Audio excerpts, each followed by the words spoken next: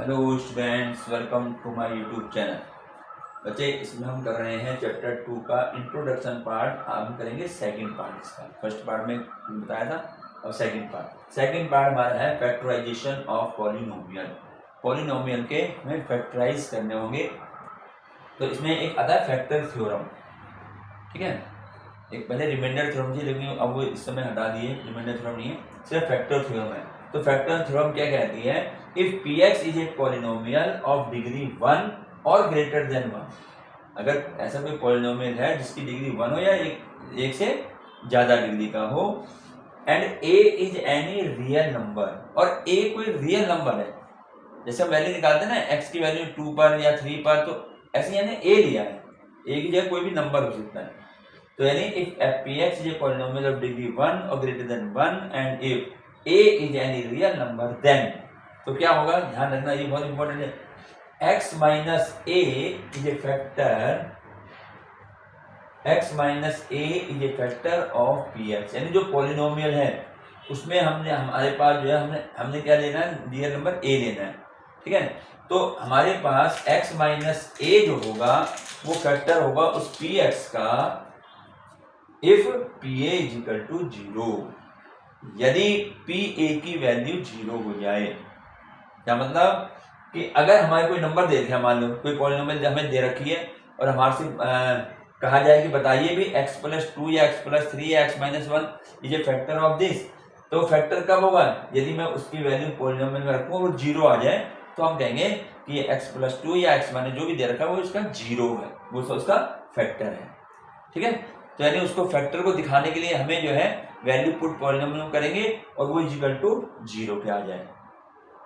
ठीक, अब सेकंड क्या है, ये इसका कन्वर्स से pa इज इक्वल टू 0, ये pa जो है, जो वैल्यू a पर वो 0 होगी if x minus a is a factor of px। यदि x माइनस a उस पॉलिनोमियल का फैक्टर है तो pa इज इक्वल टू 0 हम लेंगे। ठीक है, इतना समझ में? एग्जाम्पल से समझ लो उसको। जैसे मान लिया हमारे से पूछा जाए कोई पॉलिनोमियल हमें दे रखा है px is equal to 2x+4, ये दे रखा है, लीनियर पॉलिनोमियल, डिग्री 1 है। ठीक है, अब ये कहता है बताइए कि क्या ये x+2 जो है, x+2 is a factor of this polynomial. हमें बताना है कि ये x+2 जो है क्या इसका फैक्टर है। तो यहाँ पर हमारे जो फैक्टर थ्योरम की पहली कंडीशन है कि x माइनस ए, अब a हमने क्या लिया 2, यहाँ से हम लेंगे, है ना, पहले इसका 0 निकालेंगे। तो x minus a is a factor of px if pa is equal to 0, यदि pa 0 आ जाए। जैसे मान लिया इसमें, इसी को हमें देखना है। अब हमें बताना है कि x+2 is a factor of this. ठीक, तो हम क्या करेंगे, जिसको हमें दिखाना है कि x+2 फैक्टर है या नहीं है, तो मैं इसका पहले 0 निकालूंगा। इसका तरीका क्या होता है, 0 कब होता है, जब x+2 सारा 0 आ जाए, जब हम कहते हैं कि ये इसका 0 है। तो यहां से हम इसकी वैल्यू जब निकालेंगे तो ये आएगा -2। तो ये थ्योरम में हमारे पास जो नंबर a दे रखा था ना, a, वो ये 2, अब यहाँ -2 आ गया। तो मुझे बताना है कि ये अभी x+2 जो है इसका फैक्टर कब होगा, इसके अनुसार if x minus a is a factor of px if pa is equal to 0। यदि pa 0 आ जाए, a क्या हमारा -2 है, तो यानी हमारे पास जो पॉलिनोमियल है उसमें मैं वैल्यू पुट करूंगा -2, और अगर वो 0 आ जाएगा तो हम कहेंगे कि x माइनस ए इसका फैक्टर है। यानी जैसे मैं यहाँ इस क्वेश्चन में हम दिखाना चाह रहे हैं कि बताइए x+2 is a factor of this polynomial px equal to 2x+4। तो हमने क्या किया, सबसे पहले हमने इसका 0 निकाला। कैसे निकालते हैं, x+2 इक्वल टू 0 रख देंगे और उससे हमारी x की वैल्यू आ गई। ठीक है, ये वैल्यू आ गई। अब मैं इस वैल्यू को यहाँ पे कर देते हैं। अब इस वैल्यू को हम यहाँ पुट करेंगे, p-2, x की जगह -2 रखना है, पहले 0 पर है। तो अब देखें यहाँ पे क्या आएगा, ये 2 इंटू एक्स है, तो 2 इंटू -2 और प्लस के 4 ऐसे रहेगा, -4 + 4 यानी कितना है, 0 आ गया। यानी pa इक्वल टू 0 आ गया, और a हमारा -2 था, तो ये हमारा 0 आ गया। अगर ये पूरा 0 आ गया तो जो हमें शो करना था कि x+2 इसका फैक्टर है या नहीं है, तो हम लिख देंगे कि x+2 is a factor of px। ये ऐसे करना है। यानी हमें कहीं अगर दिखाना है कि ये नंबर इसका भी फैक्टर है या नहीं है, तो पहले हम क्या करेंगे, उससे x या y जो भी वेरिएबल है उसकी वैल्यू निकालेंगे और उस वैल्यू को हम पॉलिनोमियल में पुट कर देंगे। अगर 0 आ जाता है तो हम कहेंगे कि x + 2 ये फैक्टर। अब एक बात ध्यान रखना, हमने वैल्यू पुट करी x = -2, ठीक है ना, और इसका फैक्टर क्या आया, x + 2 आया, x + 2 फैक्टर आया, क्योंकि x = -2 हमें कहाँ से मिला था, -2 कब मिला था, ये x = -2 कब मिला था, जब ये x + 2 था। तो ये x + 2, ये ध्यान रखना कि इसमें जो है साइन बदल जाता है। ये जैसे यहाँ पे फैक्टर में दे रखा ना x - a, रख तो रहे क्या है, a रख रहे हैं प्लस का, लेकिन फैक्टर क्या बनेगा, x - a बनेगा। तो यानी जो हम वैल्यू रख रहे हैं उसका साइन बदल करके वो उसका फैक्टर होगा। तो समझ में आया, फैक्टर ये हो गया। और इसका कन्वर्स कहता है कि if x - 1 is a factor, जैसे हमने कहा ना x - हम कह रहे हैं कि x + 2 इज ए फैक्टर, हमने बता दिया x + 2 is a factor of px, तो pa = 0, जो हमने pa हमने जो दिया था ये हमारा 0 आया था, वो उसका कन्वर्स है वो। तो अगर हमें कहीं पर भी दिखाना है कि भाई ये फैक्टर इसका है या नहीं है, तो क्या करेंगे, पहले हम उस वेरिएबल की वैल्यू निकालेंगे जिसे हम 0 कहेंगे। इसका जीरोस क्या हुआ, x = -2 आ गया जीरोस, ठीक है। अब ये -2 आ गया। अब इस वैल्यू को मैं पॉलिनोमियल में पुट करूंगा, और अगर पुट करके सारा 0 आ जाता है तो फैक्टर थ्योरम के अनुसार अगर 0 आ जाता है तो x - 1 ये फैक्टर हो जाएगा, यानी x + 2 ये फैक्टर। यहाँ साइन बदल जाता है, माइनस तो +2 आ जाएगा, क्योंकि +2 क्या है, -2 कैसे आया था, वहां पता है x + 2 था ना, हमें तो इसको दिखाना था, वो तो हमने वैल्यू निकाली है उसके लिए। तो ये हमारे आ गया फैक्टर थ्योरम। और इसी प्रकार से स्प्लिटिंग द मिडिल टर्म, ये तो आपने पहले भी कर रखा होगा, स्प्लिटिंग द मिडिल टर्म, क्योंकि उसमें जो है अगर मान लीजिए कुछ हमारे पास क्वाड्रेटिक इक्वेशन आ जाती है तो हम उसको कैसे स्प्लिट करते हैं मिडिल टर्म के अनुसार, है ना। अगर क्वाड्रेटिक पॉलिनोमियल अगर आ जाता है तो हम किस प्रकार से करेंगे, तो हमने पढ़ा ही होगा। तो ये हमारे पास था फैक्टर थ्योरम, हम इसको यहाँ इस प्रकार से फैक्टर करेंगे।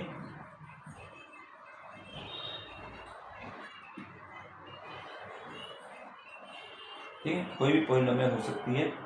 अब जैसे मान लिया, अब स्प्लिट द मिडिल टर्म, ये आता है ना, ये करा ना,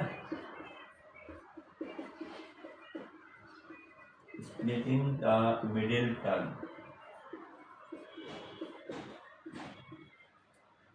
ये तो अपने मेरे करा हुआ है, स्प्लिटिंग द मिडिल टर्म, ठीक है। तो एक बार समझ लो यहाँ पर क्या क्या होता है इसका। इसकी सिंपल सा क्वेश्चन है, मान लीजिए कोई क्वेश्चन हमें यहाँ दे रखा है x² - 5x + 6, ये दिया हुआ है, और हमें इसका जो है मिडिल टर्म को स्प्लिट करके फैक्टर करने हैं।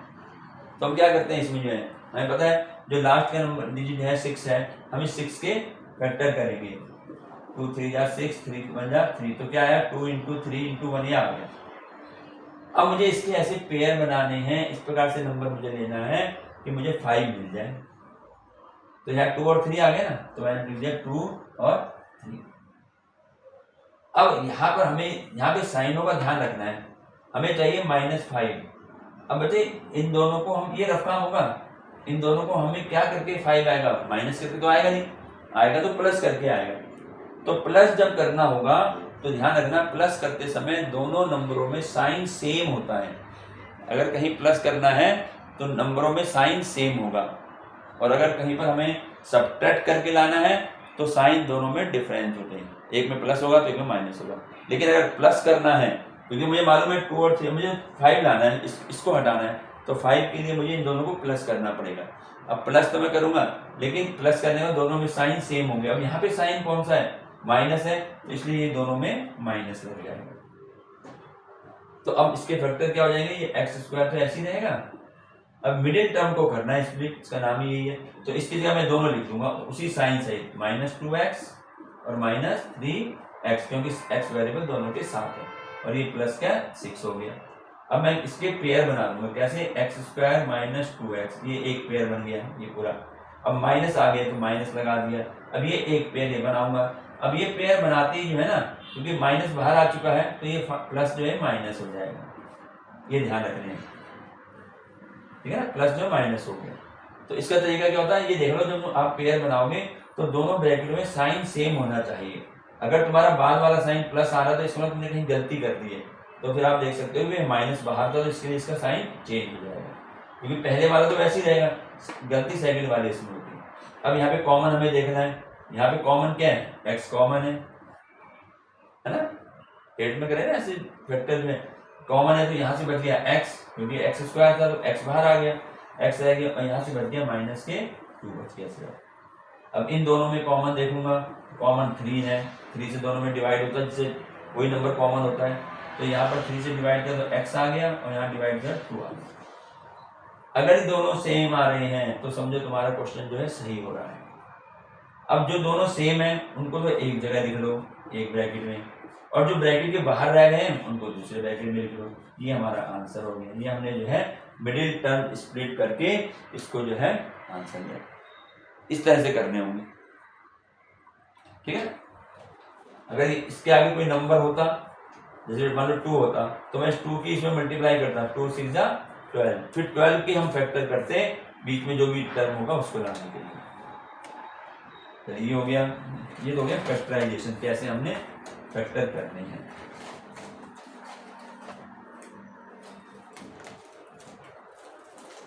अब इसके बाद है कुछ आइडेंटिटीज हैं।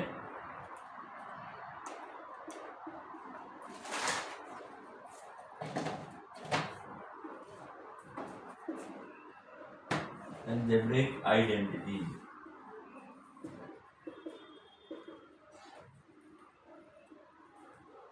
कुछ आइडेंटिटीज हम कुछ तो हमने पढ़ी हुई है पहले, और कुछ जो है यहाँ 2-3 थोड़े एक्स्ट्रा होंगे। पहला, जैसे हमारे पास है x प्लस वाई का होल स्क्वायर, हमने पढ़ा हुआ क्या होता है, x square plus 2xy plus y square, चाहे x प्लस वाई या a प्लस बी कह लो, जो भी है। सेकेंड है x माइनस वाई का होल स्क्वायर, तो क्या हो जाएगा, एक्स स्क्वायर, यहाँ माइनस आ जाएगा 2xy, और यहाँ प्लस रहता है, यहाँ माइनस होता है 2xy के साथ, ठीक है।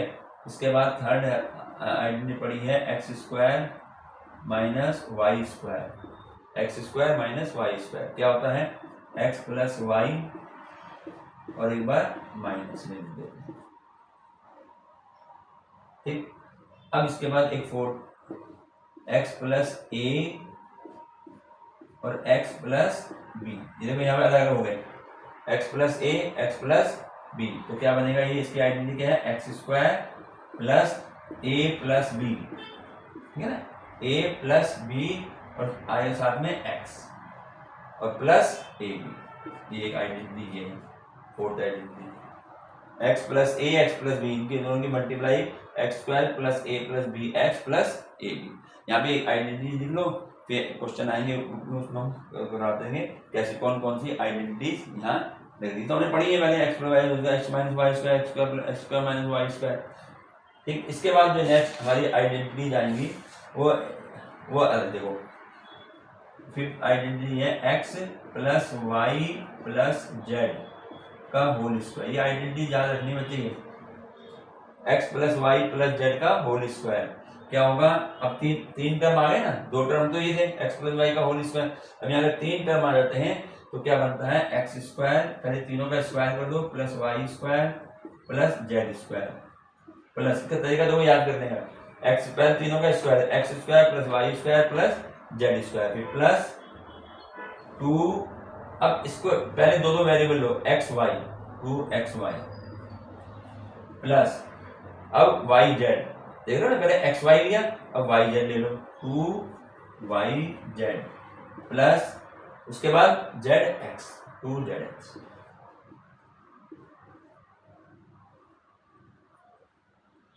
ठीक है। ये हमारी हो गई आइडेंटिटी, फिफ्थ आइडेंटिटी हो गई। तो ये तो ऐसे क्वेश्चन होगा जैसे 3a plus 2b plus 5c का होल स्क्वायर, तो हम ये आइडेंटिटीज इसको लगाएंगे। चलिए इसके बाद हमारे पास नेक्स्ट 6 यहाँ लिखते हैं, 6 आइडेंटिटीज है एक्स प्लस वाई का होल क्यूब, क्यूब वाले आ गए, एक्स प्लस वाई का होल क्यूब, तो क्या होता है x cube plus y cube plus 3xy और ब्रैकेट में x प्लस वाई, ये ठीक है। इस तरीके इसको जो है, हाँ इसको ऐसे लिखते हैं, इसको ब्रैकेट में खोल के भी कर सकते हैं, या पहले इसको ऐसे ही याद करेंगे, x प्लस वाई का होल क्यूब ये हो जाएगा, ठीक है। अब इसी प्रकार से 7th है x माइनस वाई का होल क्यूब, तो माइनस आ गया, माइनस आ गया, सबको जो है माइनस में बदल जाएगा, तो ये हमारा बन जाएगा x cube minus y cube minus 3xy bracket में x माइनस वाई, तो ये हो गया x माइनस वाई का whole cube, x cube minus y cube minus 3xy और ब्रैकेट x माइनस वाई, ठीक है। ये हो गए हमारे बदीन है। एक और है, हाँ एक और देखो 8, यह एक्स क्यूब, अब ये देखो x cube plus y cube plus z cube minus 3xyz, ये माइनस 3xyz। अभी देखो ध्यान से क्या होगा, ये होगा x plus y plus z, x plus y plus z और ब्रैकेट में आएगा x square plus y square plus z square minus x y minus y z minus z x, ये इसका है, ये है आइडेंटिटी, ठीक है। X cube plus y cube plus z cube minus 3xyz equal to होता है x plus y plus z, x square plus y square plus z square minus x y minus y z minus z x. तो ये है कुछ identities, ये हमारी identities हैं जिनको आपने याद रखना है। और याद करने का तरीका तो बताया हुआ है कि याद करने का तरीका ये है कि जितने ज़्यादा से ज़्यादा सवाल करोगे, क्वेश्चन को जितने ज़्यादा करोगे, हर जगह ही फार्मूले अपनी आइडेंटिटीज लगाते रहोगे, याद हो जाते हैं। तो ये था हमारा इंट्रोडक्शन पार्ट चैप्टर 2 का। अब करेंगे एक्सरसाइज।